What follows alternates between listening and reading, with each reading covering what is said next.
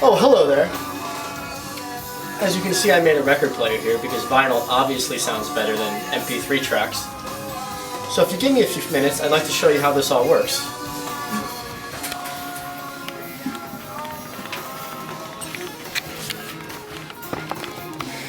So what we have here is a makeshift record player.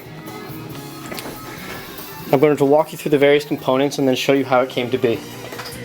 So first off, we have a bass. This is a prototype bass upon which the entire record player is mounted. We have the control circuit, we have the tone arm assembly, and then we have a distance sensor here. Under the platter, you can see that there's a motor and spindle assembly. This is a DC motor that is attached to the spindle assembly and is controlled through a pulse width modulated signal from the teensy. The whole ordeal is powered by an ATX power supply, and the signal comes from the tone arm and goes to the phono preamp. Let me just stop this real quick. The purpose of a phono preamp is to undo the equalization that's put into the record when it's first created. It's what's called an RIAA equalizer. And it's an equalization provided that modifies the signal so it can be read easier from a tone arm and stylus.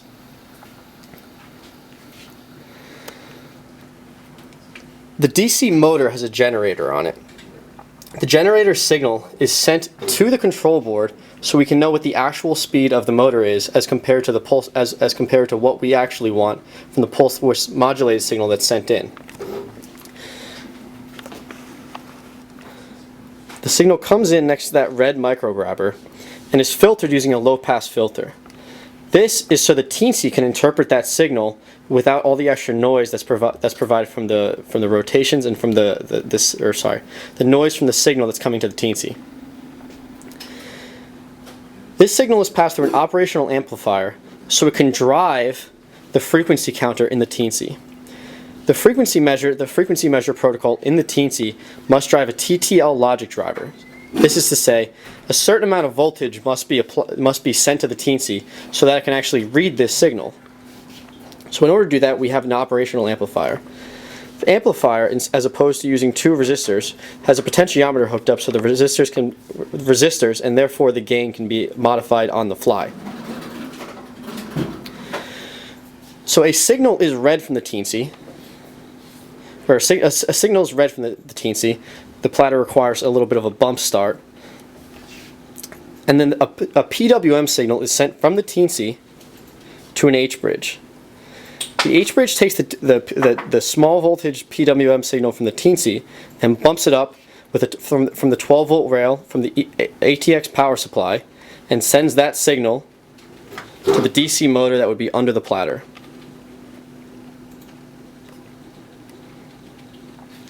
This signal is then sent back to the teensy and interpreted to see what the difference is between what the desired speed is and what the actual speed is. We then have a control program that tells the platter the speed and then adjusts it accordingly.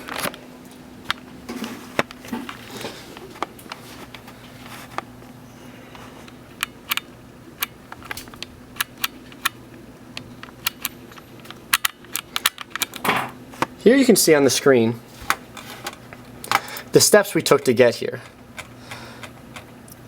The first thing that was required was identify what PWM would drive what frequency. So a fixed PWM was run, and the platter. So a fixed PWM was put in, and the platter was let free. And we can see that the signal drifts over time, over the PWM signal. The red line in this case is representing the error as opposed to the desired speed. It is then done again at a different PWM signal. So this one is done at 100, and this one is done at 95. And you can see that the error goes like that accordingly, or something like that. A control method is then developed off of these two graphs, and you can see that the first attempt at it was pretty bad. The red line in this case represents the error, The blue line represents the platter speed, and the yellow line represents the PWM input.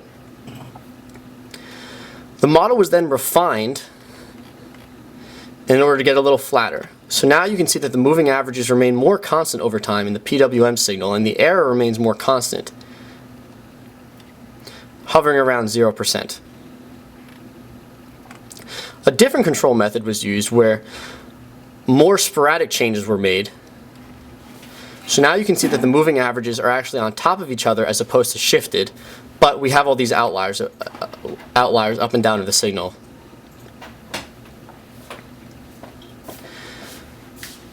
The final part we got to in this project was to attempt to look at how the height of the platter, which can be seen from this sensor. So this sensor measures the height of the platter. The idea is that if you have a wobbly platter such as this one, the low frequency rotation might make the tone arm stylus bottom out.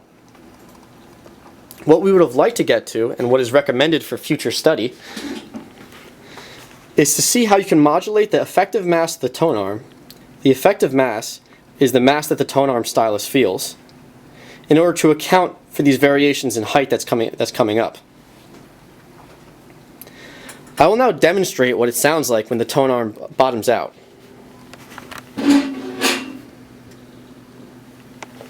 So if we put it on the outside for maximum rise,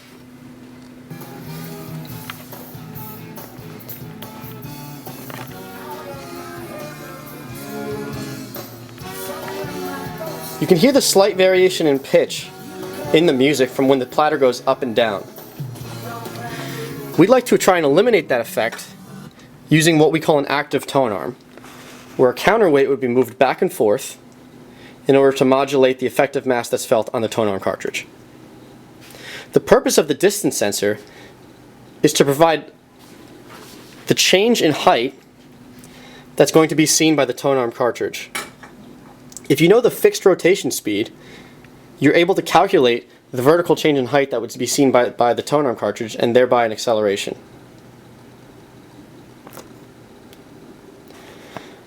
So, that is the Mechatronics project for Dave DiFrancesco for 2015.